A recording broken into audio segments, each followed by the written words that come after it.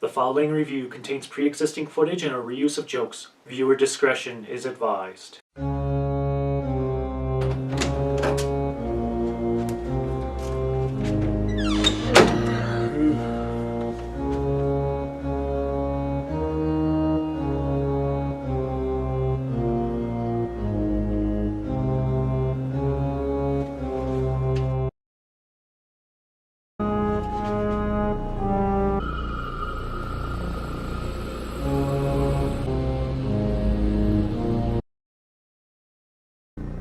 Blah!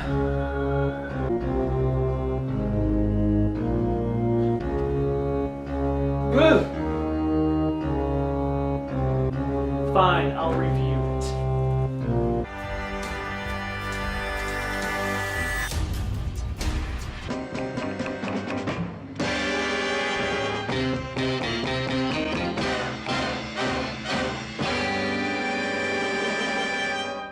Welcome.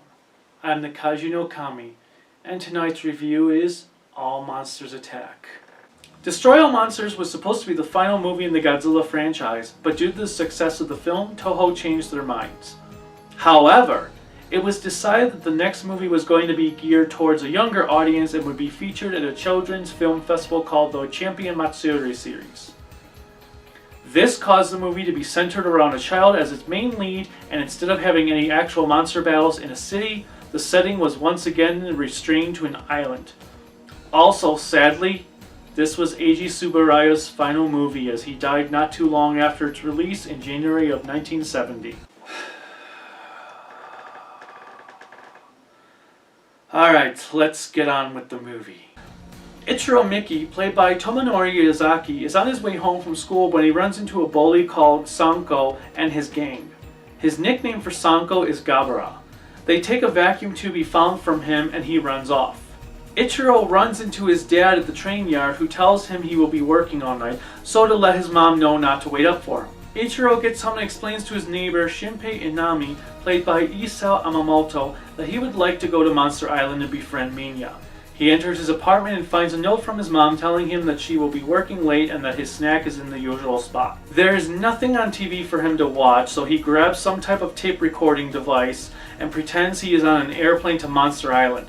There, he watches Godzilla battle with the Kamakaresses. He easily slaughters two of them. Sure. He then gets to watch Godzilla battle a giant bird. Godzilla roasts the bird so that he can have some chicken wings in the morning. Afterwards, Ichiro falls down a hole while being chased by stock footage, but then he is rescued by Minya.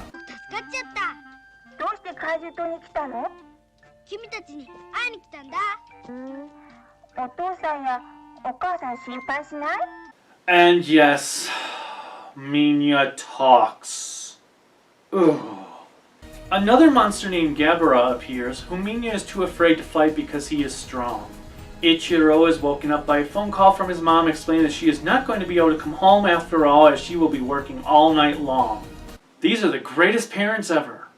Shinpei offers to cook him dinner and Ichiro goes out to play for a bit beforehand. He runs into Sanko and his boys, so he runs and hides inside of a rundown building.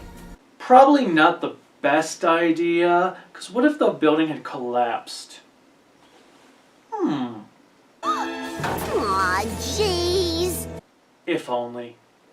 There he finds some driver's license laying on the ground and runs off. It turns out it belongs to a group of bank robbers who have recently stolen 50 million yen and are hiding from the police. Their names are never mentioned in the movie, so I will call the guy with the glasses Harry and the idiot one Marv. Marv follows Ichiro to his apartment and then leaves in fear of being caught by the police. During dinner, some police officers knock and walk into Shinpei's apartment before being told to enter without permission, because Japan. They inform them of the bank robbers and tell Shinpei to keep an eye on his car so they do not steal it. Ichiro dreams of being on Monster Island again and meets up with Minya. There, they watch Godzilla battle Ebirah. They play some volleyball and then Godzilla disarms Ebirah. Here, you might want to keep it as a back scratcher. Kumonga appears and Godzilla battles him as well. Spider-Man does whatever a spider can. Gabara reappears and Minya goes to battle him, but he is easily beaten. Godzilla then fights some planes that look quite similar to those belonging to the Red Bamboo Army. Thankfully, there is no rock around the clock sounding like song here, but there is no music at all. So I'm not sure if that is really a trade-off. Afterwards, Godzilla educates Minya in Atomic Breath 101. Strangely enough, they do not just reuse the same scene from Son of Godzilla, as this is a brand new scene. Amazing! Ichiro is woken up by the bank robbers and they kidnap him.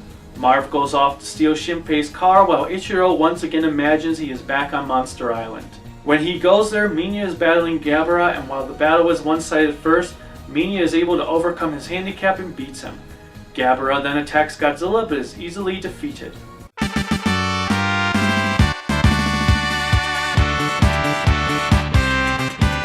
Harry wakes Ichiro up as Marv returns with the car, but as they start trying to start the car up, Ichiro runs back into the factory. They chase after him. In the meantime, Shinpei is walking past the factory and finds his car sitting there with the money in it, so he calls the police.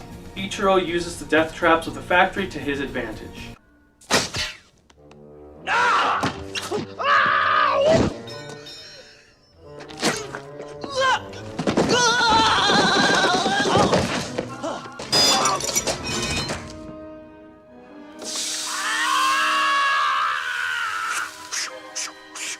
Marv falls through a hole in the floor and injures his leg while Harry is beaten by a fire extinguisher. It could have been worse. It could have been a flamethrower. Ichiro makes it out of the factory and the police arrive to arrest Marv and Harry, and Ichiro is saved. The next day, Ichiro is on his way to school when Sanko and his droogs emerge. Ichiro knocks him down as if he were Minya, fighting Gabara. Something had happened. A fuse blew, and I had gone out of my skull. And continues his venture to school while causing some mischief on the way.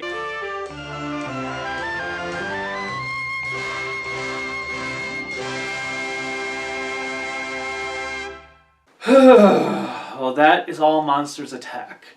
I understand what Toho was kind of aiming for with the child audience, but I just feel their execution failed. Now, I cannot speak for other children, but even as a kid, I hated this movie. Maybe it is because I hate Minya, and this is really more about Minya than Godzilla, but that does not excuse the movie for reusing fight scenes from other movies. This movie is the equivalent of a clip show. The plot is subpar at best, and it is all about Ichiro dreaming he is on Monster Island.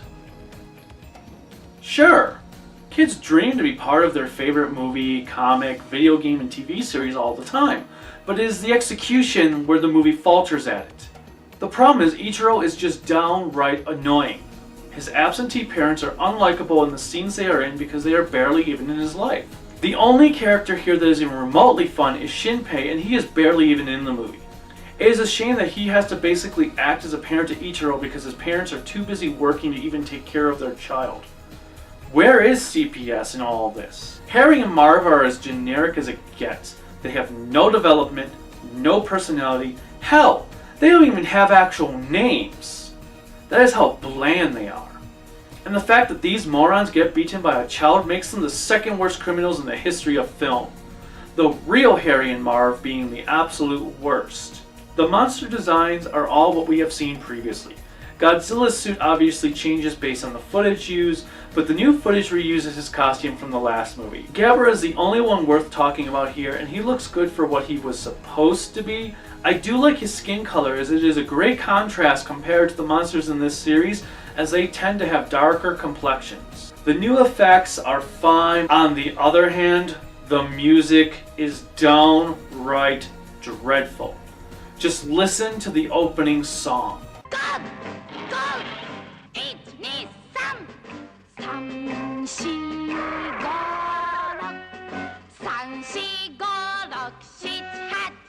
Who thought this was a good idea to have a child sing this song for its opening credits? They should have just put a cat in a blender. Overall, this movie is one of the worst Godzilla movies to ever be released, if not the worst. It is boring, the characters are highly unlikable, and the amount of stock footage used is not only cheap, but lazy. The only way I can recommend this movie is if you are introducing your child to the world of Godzilla for the first time, or you are Godzilla-thawning the entire franchise. Well, I must bid you sayonara. Join me next time for Godzilla vs. Hedorah. Bye.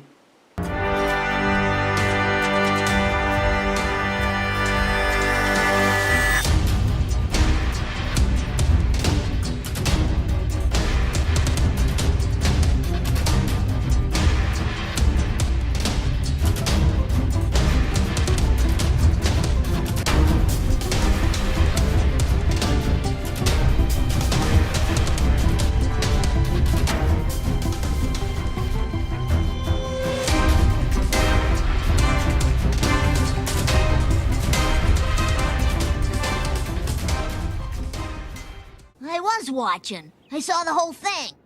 First it started falling over, then it fell over.